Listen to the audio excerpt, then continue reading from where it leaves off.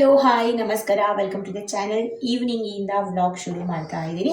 ಹಾಗೆ 1 ತಿಂಗಳ ಹಿಂದೆ ನಾನೊಂದು ವಿಡಿಯೋದಲ್ಲಿ ಹೇಳಿದ್ದೆ, ಈ ಸಿರ್ಲಾಕ್ಗಳಿರುತ್ತೆ ಅಲ್ವಾ, ನಾವು ಮನೆಯಲ್ಲಿ ಯಾವುದಾದ್ರೂ ಫುಡ್ ಪ್ರಿಪೇರ್ ಮಾಡೋದಕ್ಕಿಂತ ಮಾರ್ಕೆಟಲ್ಲಿ ಏನು ಸಿರ್ಲಾಕ್ಗಳು ಸಿಗುತ್ತೆ ಅದನ್ನು ತಂದು ಮಾಡ್ತೀವಿ. ಹಾಗೆ ನನಗೂ ಒಂದು ಡಾಕ್ಟರ್ ಒಂದು ಬ್ರ್ಯಾಂಡ್ನ ಸಜೆಸ್ಟ್ ಮಾಡಿದ್ರು. ನಾನು ತುಂಬ ಕೇಳಿದ್ದೆ, ಅವಾಗ ಸಜೆಸ್ಟ್ ಮಾಡಿದ್ದು. ಯೂಶ್ವಲಿ ಡಾಕ್ಟರ್ಸ್ಗಳು ಸಿರ್ಲಾಕ್ಗಳನ್ನು ಸಜೆಸ್ಟ್ ಮಾಡೋದಿಲ್ಲ. ಅವ್ರು ಏನು ಹೇಳ್ತಾರೆ ಅಂದರೆ, ಮನೆಯಲ್ಲೇ ಫುಡ್ನ ಪ್ರಿಪೇರ್ ಮಾಡಿ ಕೊಡಿ, ಹೊರಗಡೆ ಸಿಗೋ ಸಿರ್ಲಾಕ್ಗಳಿಗಿಂತ ಮನೆ ಫುಡ್ ತುಂಬ ಒಳ್ಳೆಯದು ಅಂತಲೇ ಹೇಳೋದು. ನನ್ನ ಡಾಕ್ಟರ್ ಕೂಡ ಅದನ್ನೇ ಹೇಳಿದ್ದು. ಆದರೂ ಕೂಡ ಅವರು ಏನು ಈ ಪ್ರಿಸ್ಕ್ರಿಪ್ಷನ್ ಇರುತ್ತಲ್ಲ ಅದರ ಮೇಲ್ಗಡೆ ಬರೆದಿದ್ರು. ಸೊ ನಾನು ಸಜೆಸ್ಟ್ ಮಾಡಲ್ಲ, ಆದರೂ ಇದೊಂದು ಚೆನ್ನಾಗಿದೆ ಬ್ರ್ಯಾಂಡ್ ಅಂತ ಹೇಳಿದರು. ಏನಕ್ಕೆ ಅವರು ಸಜೆಸ್ಟ್ ಮಾಡೋದಿಲ್ಲ ಅಂದರೆ, ಆಲ್ಮೋಸ್ಟ್ ಏನು ನಮಗೆ ಮಾರ್ಕೆಟಲ್ಲಿ ಸಿರ್ಲಾಕ್ಗಳು ಸಿಗುತ್ತೆ ಅದರಲ್ಲಿ ತುಂಬಾ ಶುಗರ್ಗಳಿರುತ್ತೆ. ಹಾಗಾಗಿ ಡಾಕ್ಟರ್ನವರು ನಮಗೆ ಸಿರ್ಲಾಕ್ಗಳನ್ನು ಸಜೆಸ್ಟ್ ಮಾಡೋದಿಲ್ಲ. ನೀವು ಯಾವುದೇ ಪ್ರಾಡಕ್ಟ್ ತಗೊಳ್ಳಿ, ಅದರಲ್ಲಿ ಸ್ವಲ್ಪನಾದರೂ ಶುಗರ್ ಇದ್ದೇ ಇರುತ್ತೆ. ನ್ಯಾಚುರಲ್ ಆಗಿ ಅದು ಇದು ಇರುತ್ತೆ ಅಂತ ಅದರಲ್ಲಿ ಹಾಕಿದ್ರೂ ಅದರಲ್ಲಿ ಸ್ವಲ್ಪ ಪ್ರಮಾಣದಲ್ಲಿ ಶುಗರ್ ಇದ್ದೇ ಇರುತ್ತೆ. ಹಾಗಾಗಿ ನನ್ನ ಡಾಕ್ಟರ್ ನನಗೆ ಏನು ಹೇಳಿದೆ ಅಂದರೆ, ಮನೆ ಊಟನೇ ಕೊಡಿ. ನೀವು ಏನು ಪ್ರಿಪೇರ್ ಮಾಡ್ತಿದ್ದೀರಾ, ಏನು ಫ್ರೂಟ್ಸ್ಗಳು ಸೀಸನಲ್ಲಿ ಏನು ಫ್ರೂಟ್ಸ್ಗಳು ಸಿಗುತ್ತೆ ಅಥವಾ ವೆಜಿಟೇಬಲ್ಗಳು ಅದನ್ನೆಲ್ಲ ಸೇರಿಸಿ ಕೊಡಿ, ಚೆನ್ನಾಗಿರುತ್ತೆ ಅಂತೆಲ್ಲ ಹೇಳಿದರು. ಆದರೆ ನಾನು ಕೇಳಿದ್ದಕ್ಕೆ ಅವರು ಒಂದು ಪ್ರಾಡಕ್ಟ್ನ ನನಗೆ ಸಜೆಸ್ಟ್ ಮಾಡಿದರು. ಅದು ಯಾವ ಬ್ರ್ಯಾಂಡ್ ಅಂತ ಹೇಳ್ತೀನಿ. ನನ್ನ ಹತ್ರ ಅವತ್ತು ನಾನಂದರೆ 1 ತಿಂಗಳ ಹಿಂದೆ ವಿಡಿಯೋದಲ್ಲಿ ಹೇಳಿದ್ದಾಗಲೇ ತುಂಬ ಜನ ಕೇಳಿದ್ರಿ ನಮಗೂ ಹೇಳಿ ಅಂತ. ಸೊ ನಾನು ಅದನ್ನು ಪರ್ಚೇಸ್ ಮಾಡಿರಲಿಲ್ಲ, ನನಗೆ ಬೇಕು ಅಂತ ಅನಿಸಿರಲಿಲ್ಲ, ಹಾಗಾಗಿ ನಾನು ಪರ್ಚೇಸ್ ಮಾಡಿರಲಿಲ್ಲ. ಇವಾಗ ನಾವು ಟ್ರಾವೆಲ್ ಮಾಡ್ತಾ ಇದ್ವಿ, ಸೊ ಫುಡ್ ಪ್ರಿಪೇರ್ ಮಾಡೋದಕ್ಕೆ ಕಷ್ಟ ಆಗುತ್ತೆ. ಹಾಗಾಗಿ ನಾನು ಕೂಡ ಇದನ್ನು ಬೈ ಮಾಡಿದೆ. ಹಾಗಾಗಿ ಇಷ್ಟು ದಿವಸ ನಾನು ತಗೊಂಡಿದ್ದೀನಿ. ಆ ಪ್ರಾಡಕ್ಟ್ ತಂದ ಮೇಲೇ ನಿಮ್ಮ ಜೊತೆ ಶೇರ್ ಮಾಡೋಣ ಅಂತ. ಅಷ್ಟೇ ಅಲ್ಲದೆ ಅವರು ನನ್ನ ಡಾಕ್ಟರ್ ಹೇಳಿದರು ಅಂತ ನಾನು ಈ ಪ್ರಾಡಕ್ಟ್ನ ತಗೊಂಡಿಲ್ಲ. ಅವ್ರು ಹೇಳಿದ ಮೇಲೆ ಅದು ಫೀಡ್ಬ್ಯಾಕ್ ಎಲ್ಲ ನೋಡಿದೆ. ಆಮೇಲೆ ಬೇರೆ ಕೆಲವೊಂದು ಡಾಕ್ಟರ್ಸ್ಗಳು ಕೂಡ ಈ ಒಂದು ಪ್ರಾಡಕ್ಟ್ನ ರೆಕಮೆಂಡ್ ಮಾಡ್ತಾರೆ. ಹಾಗಾಗಿ ನಾನು ಇದನ್ನು ಬೈ ಮಾಡಿದ್ದೀನಿ. ಸೊ ಇವತ್ತು ಡೆಲಿವರ್ ಆಯಿತು, ತೋರಿಸ್ತೀನಿ ನಿಮಗೆ. ಈ ಬ್ರ್ಯಾಂಡ್ ನೋಡ್ತಾ ಇರ್ಬೋದು. ಇದರ ಹೆಸರು ಹಂಗ್ರಿ ಕೋಲಾ ಅಂತ ಇದೆ. ಹೇಗೆ ಆಗಿರ್ಬೋದು, ಪ್ರೊನೌನ್ಸ್ ಮಾಡೋದು ಕರೆಕ್ಟ್ ಇರ್ಬೋದು ನಾನು. ಸೊ ಈ ರೀತಿ ಇದೆ. ಆ್ಯಂಡ್ ಒಳಗಡೆ ಓಪನ್ ಮಾಡೋಣ.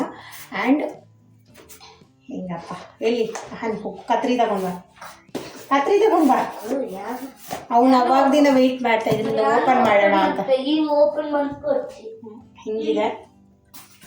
ಸೊ ಈ ಒಂದು ಬ್ರ್ಯಾಂಡ್ ಇದ್ದೇನು ಪ್ರಾಡಕ್ಟ್ಗಳಿದೆ ಇದರಲ್ಲಿ ಶುಗರ್ ಅಷ್ಟೊಂದು ಇರೋದಿಲ್ಲ. ಇವನ್ ತಗೊಂಡವರು ಕೂಡ ಫೀಡ್ಬ್ಯಾಕ್ ಅದೇ ರೀತಿ ಕೊಟ್ಟಿದ್ದಾರೆ. ಸೊ ಹಾಗಾಗಿ ನನಗೂ ಕೂಡ ಇದು ಚೆನ್ನಾಗಿದೆ ಅಂತ ಅನ್ನಿಸ್ತು.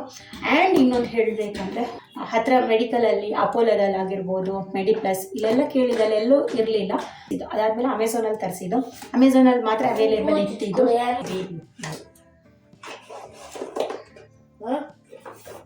ನೋಡಿ, ಇದು ಈ ಒಂದು ಪ್ರಾಡಕ್ಟ್ನ ನನಗೆ ಡಾಕ್ಟರ್ ಸಜೆಸ್ಟ್ ಮಾಡಿದ್ದು. ಇದರ ಹೆಸರು ಸೆರಾಯಮ್ ಅಂತ, ಹಂಗ್ರಿ ಕೋಲಾ ಬ್ರ್ಯಾಂಡ್.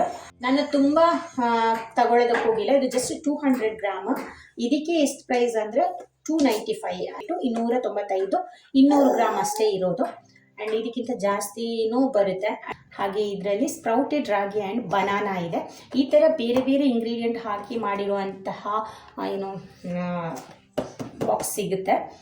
ಸೊ ನಾನು ರಾಗಿ ಮತ್ತು ಬನಾನಾ ಇರಲಿ ಅಂತ ತಗೊಂಡೆ ಇರೋದು. ನನಗೆ ಜಾಸ್ತಿ ಅಂದರೆ ರೆಕಮೆಂಡ್ ಮಾಡಿದ್ರು ಈ ರೀತಿ ಬಾಕ್ಸ್ಗಳು ಅಷ್ಟೊಂದು ಇಷ್ಟ ಆಗೋದಿಲ್ಲ. ಮನೆ ಫುಡ್ನೇ ಕೊಡೋಣ, ನಾನೇ ಪ್ರಿಪೇರ್ ಮಾಡಿ ಕೊಡೋಣ ಅಂತ ಇದ್ದೀನಿ. ಹಾಗಾಗಿ ಇದು ನನಗೆ ಇವಾಗ ಅನಿವಾರ್ಯ. ಹೋಗಬೇಕಿದ್ರೆ ಎಲ್ಲ ಪ್ರಿಪೇರ್ ಮಾಡೋದಕ್ಕೆ ಕಷ್ಟ ಆಗುತ್ತೆ. ಹಾಗಾಗಿ ನಾನು ಒಂದು ಬಾಕ್ಸ್ನ ತರಿಸ್ಕೊಂಡಿರೋ. ನೀವು ಕೂಡ ನಾನು ಹೇಳಿದೆ ಅಂತ ತಗೋಬೇಡಿ. ಇದರ ಫೀಡ್ಬ್ಯಾಕ್ನ ನೋಡಿ ನಿಮಗೆ ಇಷ್ಟ ಆದರೆ ಇದನ್ನು ತಗೋಬೋದು. ಓಕೆ, ಲಿಂಕ್ ಬೇಕಾದರೆ ನಾನು ಹಾಕ್ತೀನಿ, ನೀವು ನೋಡ್ಬೋದು. ಓಕೆ, ಸೊ ಇವಾಗ ಫಸ್ಟ್ ಅಲ್ವಾ, ನನ್ನ ಮಗಳಿಗೆ ಒಂದ್ಸಲ ಟೇಸ್ಟ್ ತೋರಿಸ್ಬೇಕು ಅಂತ ಇದ್ದೀನಿ. ಪ್ರಿಪೇರ್ ಮಾಡೋದು ನಾರ್ಮಲ್, ನಾವು ಸಿರ್ಲಾಕ್ಗಳನ್ನು ಹೆಂಗೆ ಪ್ರಿಪೇರ್ ಮಾಡ್ತೀವಿ ಹಾಗೆಯೇ. ನೀರು, ಬಿಸಿ ನೀರಿಗೆ 2 ಸ್ಕೂಪಷ್ಟು ಹಾಕಬೇಕು. ಅದಾದಮೇಲೆ 2 to 3 ಮಿನಿಟ್ಸ್ ಸ್ಪೂನಲ್ಲಿ ಈ ರೀತಿ ತಿರುಗಿಸ್ಬೇಕು. ಅಲ್ಲಿಗೆ ಅದು ಆಗುತ್ತೆ ಅಷ್ಟೇ.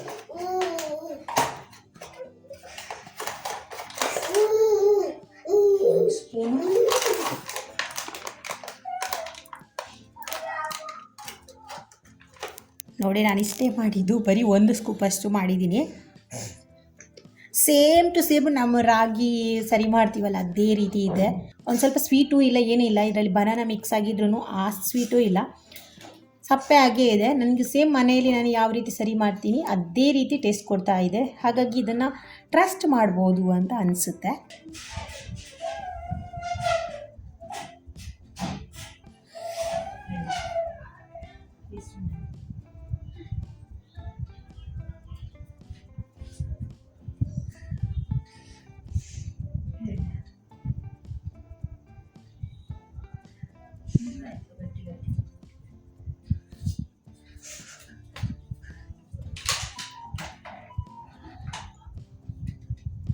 ಅವಳಿಗೇನು ಡಿಫ್ರೆಂಟಾಗಿ ಏನು ಅನ್ನಿಸ್ತಾ ಇಲ್ಲ. ಹೇಗೆ ರಾಗಿ ಇದೆ ಅದೇ ರೀತಿ ಇದೆ ಇದೂ. ಸೊ ತಿಂತಾಳೆ. ನನಗೆ ಅನ್ಸುತ್ತೆ ಏನು ಗೊತ್ತಾ, ಅದಕ್ಕಿಂತ ಜಾಸ್ತಿ ಡಾರ್ಕ್ ಇದೆ ಅಂತ, ಕಪ್ಪಾಗಿದೆ. ಆ್ಯಂಡ್ ನಾನು ಮಾಡುವಾಗ ಇಷ್ಟೊಂದು ನನಗೆ ಡಾರ್ಕ್ ಕಲರ್ ಬರೋದಿಲ್ಲ, ಒಂದು ಸ್ವಲ್ಪ ವೈಟಿಶ್ ಆಗಿರುತ್ತೆ. ಅದೊಂದು ಸ್ವಲ್ಪ ಡಿಫ್ರೆಂಟ್ ಆಗಿದೆ ಬಿಟ್ಟರೆ ಮೇ ಬಿ ಅವರು ಇದು ಸ್ಪ್ರೌಟೆಡ್ ರಾಗಿ ಅಲ್ವಾ, ಹಾಗಾಗಿರ್ಬೋದು ಈ ಕಲರ್. ಬಟ್ ಚೆನ್ನಾಗಿದೆ, ಅಂದರೆ ಸಿಹಿ ಇಲ್ಲ. ಬೇರೆ ಸಿರ್ಲಾಕ್ಗಳೆಲ್ಲ ಸ್ವಲ್ಪ ಸ್ವೀಟ್ ಇರುತ್ತೆ. ಅಹಾನಿಗೆಲ್ಲ ನಾನು ಕೊಡ್ತಾ ಇದ್ದೆ, ಸ್ವೀಟ್ ಇರ್ತಾ ಇತ್ತು. ಇದು ಅಷ್ಟೊಂದು ಇದು ಸ್ವೀಟೇ ಇಲ್ಲ, ಹಾಗಾಗಿ ನಾನು ಕೊಡ್ಬೋದು. ಹಾಯ್, ಇವತ್ತು ನಾನು ಒಂದು ಪ್ರೋಟೀನ್ ಪೌಡರ್ನ ರೆಡಿ ಮಾಡ್ಕೊಳ್ತಾ ಇದ್ದೀನಿ. ಇದನ್ನು ತುಂಬ ಕ್ವಿಕ್ಕಾಗಿ ಮಗುಗೆ ಮಾಡಿಕೊಡ್ಬೋದು. ಏನು ಮಾಡೋದು ಅಂತ ಯೋಚನೆ ಮಾಡಬೇಕಾಗಿಲ್ಲ. ತುಂಬಾ ಹೆಲ್ತಿಗೆ ಬೆನಿಫಿಟ್ ಇರುವಂಥ ಒಂದು ಪೌಡರ್. ಟ್ರಾವೆಲ್ ಮಾಡುವಾಗ ಇದನ್ನು ಕ್ಯಾರಿ ಮಾಡ್ಬೋದು. ಹಾಗಾಗಿ ನಾನು ಕೂಡ ಟ್ರಾವೆಲ್ ಮಾಡ್ತಾಯಿದ್ದೀನಿ, ಹಾಗಾಗಿ ಮಗಳಿಗೆ ಯೂಸ್ ಆಗುತ್ತೆ ಅಂತ ಪ್ರಿಪೇರ್ ಮಾಡ್ತಾಯಿದ್ದೀನಿ. ಯಾವ ರೀತಿ ಮಾಡೋದು ಅಂತ ತೋರಿಸ್ತೀನಿ. ನಾನು ಇಲ್ಲಿ 7 ಬಾದಾಮನ್ನ ತಗೊಂಡಿದ್ದೀನಿ. ಅದಾದ ಮೇಲೆ ಅರ್ಧ ಕಪ್ಪಷ್ಟು ಓಟ್ಸು, ಅರ್ಧ ಕಪ್ಪಷ್ಟು ಮಖಾನ ತಗೊಂಡಿದ್ದೀನಿ. ಇದು ಅರ್ಧ ಕಪ್. ಸೊ ಹಾಗಾಗಿ ಅರ್ಧ ಕಪ್ ಇದರಲ್ಲಿ ಫುಲ್ ನಾನು ಮಖಾನ ಮತ್ತು ಓಟ್ಸ್ ತಗೊಂಡಿದ್ದೀನಿ. ಹಾಗೆ ಒಂದು 7-8 ಬಾದಾಮನ್ನ ತಗೊಂಡಿದ್ದೀನಿ. ಸೊ ಇದರಿಂದ ನಾವು ಒಂದು ಒಳ್ಳೆ ಪ್ರೋಟೀನ್ ಪೌಡರ್ನ ಮಾಡ್ಕೋಬೋದು. ಇವಾಗ ಎಲ್ಲನೂ ಒಂದು ಬಾಣಲೆಗೆ ಹಾಕಿ ಡ್ರೈ ರೋಸ್ಟ್ ಮಾಡ್ಕೊಳ್ತೀನಿ ಚೆನ್ನಾಗಿ. ತುಂಬ ಈಸಿ ಇದು ಮಾಡ್ಕೊಳ್ಳೋದಂದರೆ ರೋಸ್ಟ್ ಮಾಡ್ಕೊಳ್ಳೋದು ಆಗಿರ್ಬೋದು, ಪೌಡರ್ ಮಾಡ್ಕೊಳ್ಳೋದಕ್ಕೆಲ್ಲ ಜಾಸ್ತಿ ಟೈಮು ತಗೊಳ್ಳೋದಿಲ್ಲ. ಮತ್ತು ಸ್ವಲ್ಪ ರೋಸ್ಟ್ ಚೆನ್ನಾಗಿ ಹಾಕಬೇಕು. ಇಲ್ಲಿ ನಾವು ಚೆನ್ನಾಗಿ ರೋಸ್ಟ್ ಮಾಡಿಕೊಂಡ್ರೆ ಮತ್ತೆ ನಾವು ಕ್ವಿಕ್ಕಾಗಿ ಮಾಡ್ಕೊಳ್ತೀವಿ ಅಂದಾಗ ಜಾಸ್ತಿ ಬೇಯಿಸಬೇಕಾಗಿಲ್ಲ. ಹಾಗಾಗಿ ಇದನ್ನು ಇಲ್ಲಿ ಚೆನ್ನಾಗಿ ರೋಸ್ಟ್ ಮಾಡ್ಕೋಬೇಕು. ತುಂಬ ಲೋ ಫ್ಲೇಮಲ್ಲಿ ಇಟ್ಕೊಂಡು ಚೆನ್ನಾಗಿ ರೋಸ್ಟ್ ಮಾಡ್ಕೊಳ್ಳೋದು.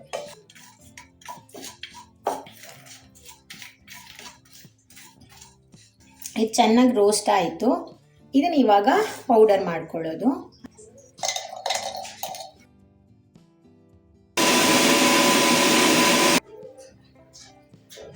ಈ ರೀತಿ ಪೌಡರ್ ಮಾಡ್ಕೊಂಡಿದ್ದೀನಿ. ಇದನ್ನು ಇವಾಗ ಒಂದು ಬಾಕ್ಸಿಗೆ ಹಾಕಿ ಸ್ಟೋರ್ ಮಾಡಿ ಇಟ್ಕೊಳ್ಳೋದು.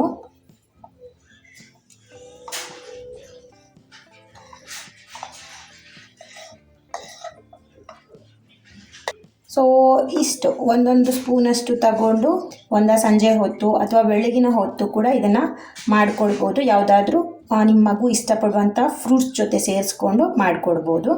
ಇವಾಗ ಟ್ರಾವೆಲ್ ಮಾಡ್ತಾ ಇದ್ದೀವಿ ಅಂದಾಗ ತುಂಬ ಬಿಸಿ ಬಿಸಿ ನೀರಿಗೆ 1 ಸ್ಪೂನಷ್ಟು ಹಾಕಿಬಿಟ್ಟು ಬಾಳೆಹಣ್ಣು ಕೈಯಲ್ಲೇ ಸ್ವಲ್ಪ ಮ್ಯಾಶ್ ಮಾಡಿಕೊಂಡು ಸೇರಿಸ್ಕೊಂಡು ತಿನ್ನಿಸಿದ್ರು ಕೂಡ ಚೆನ್ನಾಗಿರುತ್ತೆ. ಟ್ರಾವೆಲ್ ಮಾಡಬೇಕಿದ್ರೆ ಆ ರೀತಿ ಮಾಡ್ಬೋದು. ಯಾಕಂದರೆ ಇದನ್ನು ಚೆನ್ನಾಗಿ ರೋಸ್ಟ್ ಮಾಡ್ಕೊಂಡಿದ್ವಿ, ಇನ್ನೂ ಬೇಯಿಸಬೇಕಾಗಿ ಇಲ್ಲ. ಮನೇಲೇ ಇದ್ದೀವಿ ಅಂದರೆ ಇದನ್ನು ಸ್ವಲ್ಪ ಹೊತ್ತು ಬೇಯಿಸ್ಕೊಂಡು ಫ್ರೂಟ್ಸ್ ಜೊತೆ ಸೇರಿಸ್ಕೊಂಡು ಕೊಡ್ಬೋದು, ಚೆನ್ನಾಗಿರುತ್ತೆ. ಟ್ರೈ ಮಾಡಿ ನೀವು ಕೂಡ.